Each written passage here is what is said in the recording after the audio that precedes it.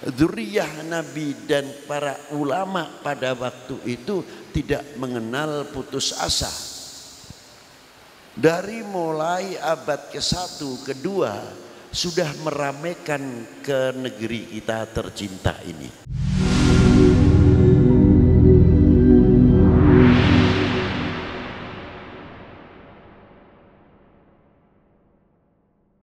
Saya cerita Pulau Jawa dahulu sebelum Sumatera, Kalimantan, Sulawesi. Indonesia kita ambil Pulau Jawa dahulu. Tinggal kita mau mencatat, mempelajari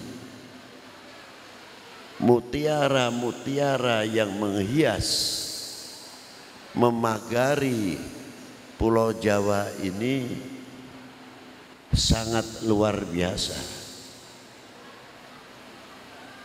Di antaranya dari mulai Banten, Merak, sudah ada di atas tebing itu Maqamatil Aulia. Di Bantennya Maulana Hasanuddin. Di Cikaduen tidak jauh Maulana Mansur.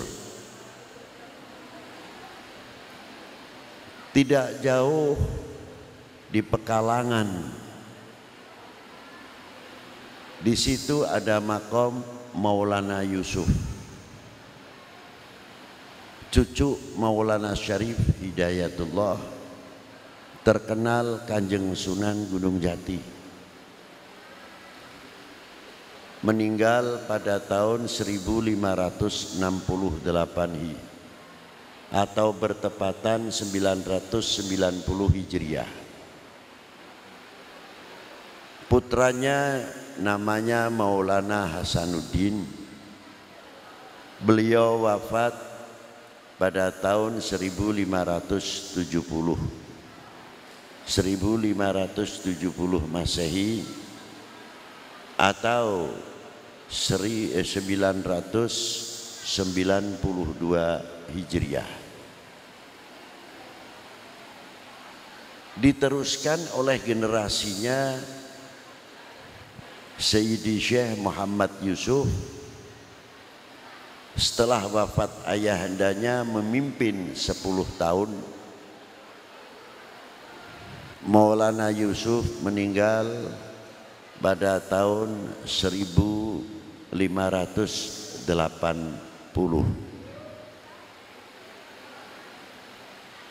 bertepatan tahun 1002 Hijriah. Kita tarik lagi makam panjang seorang ulama besar di Tangerang. Tarik lagi di Pantura, Jakarta. Di situ yang paling tertua dimakamkan di Kampung Bandan, As-Sayyid Muhammad bin Umar Al-Qudsi, meninggal pada tahun 1117. Dilanjutkan oleh generasinya Al-Imam Ali bin Abdurrahman Ba'alawi, meninggal pada tahun 1121.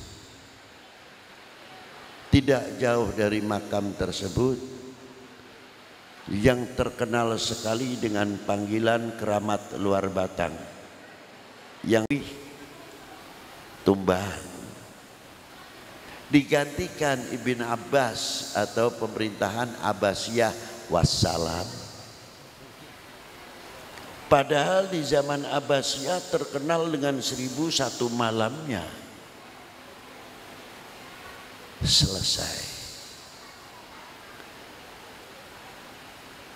Ini contoh.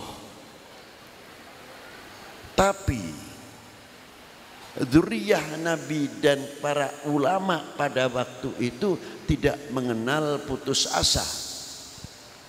Dari mulai abad ke-1, ke-2 sudah meramaikan ke negeri kita tercinta ini. Kalau kita mampu kapan-kapan bisa ziarah ke Barus di daerah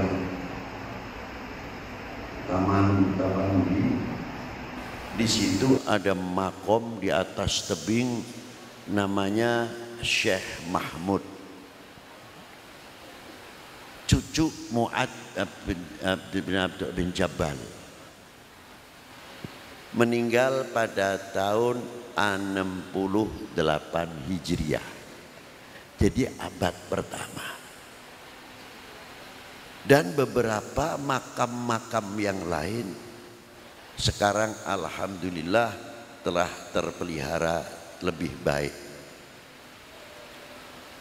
Belum di Pasai, belum di Aceh, belum di Palembang dan lain sebagainya di Indonesia ini diteruskan oleh anak cucu Sayyidina Hasan wal Husain. Dari Imam Husain melahirkan Imam Ali Zainal Abidin, Imam Ali Zainal Abidin melahirkan Al-Imam Muhammadil Baqir, Al-Imam Muhammadil Baqir melahirkan Al-Imam Ja'farus Shadiq, guru Imam Malik, guru Imam Syafi'i, juga gurunya Al-Imam Ahmad bin Hambal. Ja'farus Shadiq bin Muhammadil Baqir. Ja'farus Shadiq itu ibunya Sayyidah Farwah bintil Qasim bin Muhammad bin Abi Bakrin Siddiq. Jadi Sayyidina Imam Ja'farus Shadiq bin Muhammadil Baqir cucunya baginda Nabi, ya cucunya Sayyidah Fatimah, ya cucunya Sayyidina Ali, ya cucunya Sayyidina Abu Bakrin Siddiq. Ini sejarah.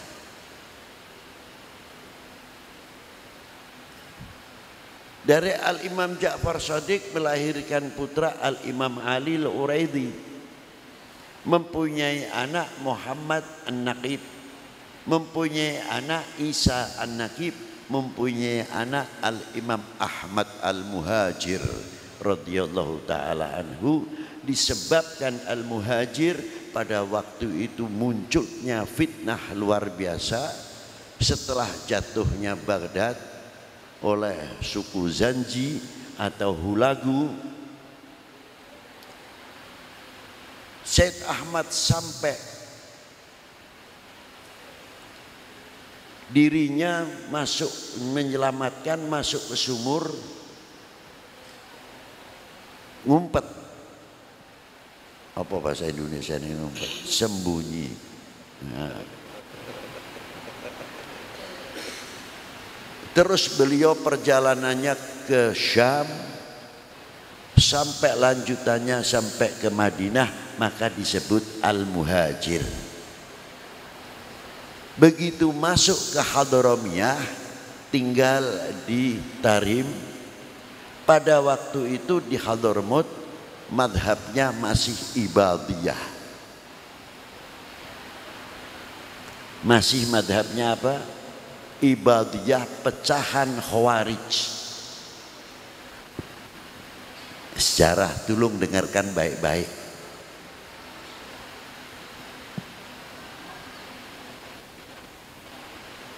Bagaimana Al-Imam Ahmad masuk ke Hadramut? Beliau padahal sudah tingkatan mampu ijtihad sendiri. Tapi hebatnya beliau lebih suka menggunakan madhab Syafi'i untuk dakwah di Hadramut. Tidak mau benturan dengan Ibadiyah. Bagaimana supaya jalan bersama? Sehingga madhab Syafi'i berkembang luar biasa. Karena apa? Tidak terjadi benturan, karena mahkotanya di dalam untuk berdakwah akhlakul karimah, senjatanya yang paling ampuh. Mulutnya berakhlakul karimah, matanya berakhlakul karimah, telinganya mempunyai akhlakul karimah, hatinya tergores terukir dengan ukiran akhlakul karimah. Itulah yang menyebabkan dakwah Islam di Indonesia zaman itu berhasil. Itulah Al-Imam Ahmad Al-Muhajir, keturunannya Al-Imam Ubaidillah. Al-Imam Ubaidillah mempunyai anak Al-Imam Alwi, mempunyai anak Al-Imam Muhammad. Muhammad mempunyai anak Alwi. Alwi mempunyai anak Al-Imam Ali Khalid Qasam. Imam Ali Khalid Qasam mempunyai anak Al-Imam Muhammad Sahib Marbat. Syed Muhammad Sahib Marbat mempunyai anak 4, Abdullah, Ahmad, Ali, Alwi. Ali ayah Sayyidina Faqihil Muqaddam yang menurunkan bin Syah Abu Bakar, Al-Attas, Al-Sagab, Al-Musawwa, Al-Idrus dan lain sebagainya, Al-Jufri, Al-Kaf bin Yahya, Ba'bud, Basyaiban, semua dari Faqihil Muqaddam Muhammad bin Ali dan lainnya. Sedangkan Al-Imam Alwi Amal Faqih, kakaknya, mempunyai anak Al-Imam Amir Abdul Malik. Beliau inilah yang ke India, menikah dengan putri Nasr Abad, Wakilah Hyderabad, mempunyai anak Abdullah Udmat Khan, gelarnya Udmat Khan. Mempunyai anak luar biasa Imam Ahmad Shah Jalal. Beliau inilah yang pertama kali masuk ke daerah Vietnam, Kampuchea, Champa atau Cham. Pada waktu beliau masuk ke daerah tersebut masih ramai bertikai. Antar kedua kerajaan agamanya sama, kerajaan berbeda, baku hantam setiap tahun makan korban. Terus datanglah Al-Imam Ahmad Shah Jalal. Begitu datang karena akhlaknya yang luar biasa, dua kerajaan yang selalu bertikai satu agama menunjuk Al-Imam Ahmad sebagai perekat. Akhirnya dua kerajaan menyerahkan kepada Al-Imam Ahmad Shah Jalal, terserah mau dipimpin silahkan. Dari akhlaknya, keturunan Al-Imam Ahmad Shah Jalal, Al-Imam Jamaluddin Husain.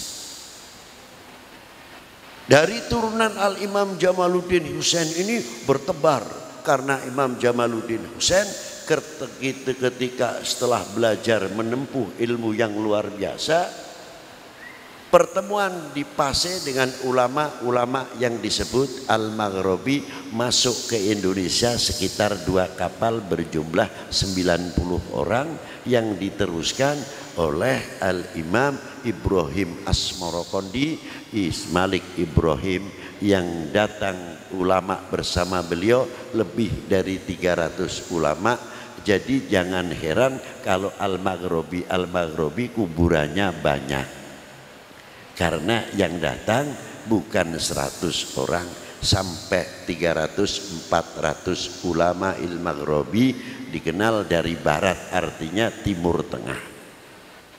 Itu hebatnya. Beb, kok di sana ada Maulana Maghribi? Ya iya, yang di sana ya Maulana Maghribi. Apa di situ petilasan itu tongkatnya mungkin? Ada yang pendapat jubahnya. Masa ulama mengajarkan ziarah kepada tongkat? Ya tidak mungkin. Disinilah para beliau tumbuh luar biasa, ulama-ulama di daerah Sumatera sampai daerah Kalimantan sampai daerah Sulawesi dan lainnya, di fak-fak di Papua. Hebatnya pada waktu itu kalau kita katakan masih asing,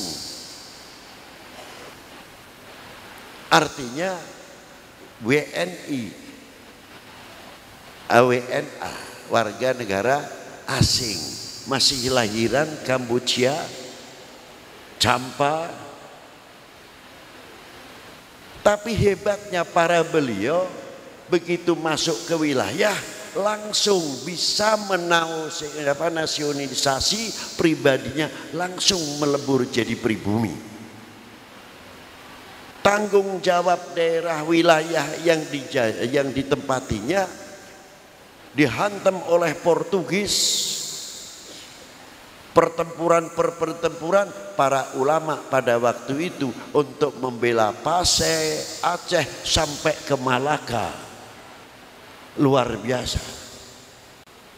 Para beliau ikut andil besar, itu hebatnya. Jadi merasa memiliki benar.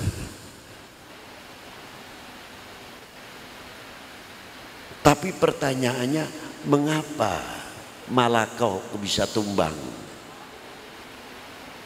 Bagaimana Malaka yang jadi sumber penyebaran Islam odds?